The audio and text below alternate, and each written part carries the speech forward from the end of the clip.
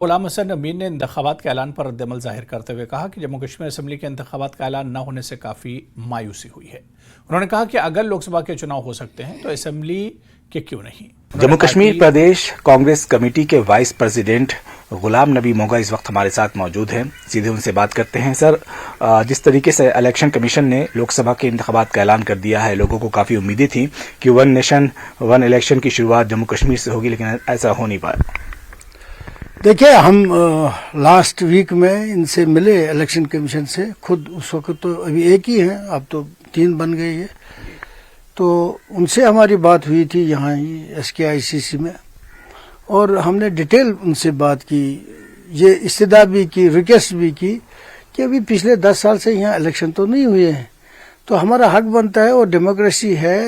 جمہوریت ہے اس ملک میں، اور اس کو مدر آف دی ڈیموکریسی کہتے ہیں، تو آپ اس میں اسمبلی الیکشن ساتھ ساتھ کیجئے۔ نہیں، دیکھیں، یہ سیکورٹی کا ایک بہانہ بنا رہے ہیں۔ اصل میں گورنمنٹ آف انڈیا BJP اور RS نہیں چاہتی کہ یہاں الیکشن ہو جائے، یہ تو بالکل عیاں ہے کہ وہ یہاں الیکشن نہیں کرنا چاہتے ہیں، لوگوں کو اور پریشان کرنا چاہتے ہیں،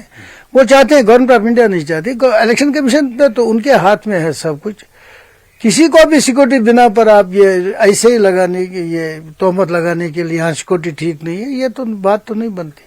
جہاں پارلیمنٹ الیکشن کر رہے ہو وہاں اسٹیٹ کے کیوں نہیں کرو گے آپ؟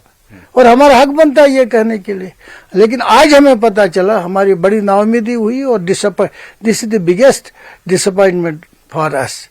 کہ انہوں نے یہ ہماری جو گزارش تھی یہاں الیکشن کرنے کی، اور اس سے پتہ چلتا ہے کہ الیکشن کمیشن کے پاس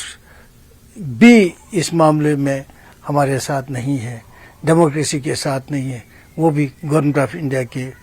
انڈر میں انفلوئنس میں آئے ہیں۔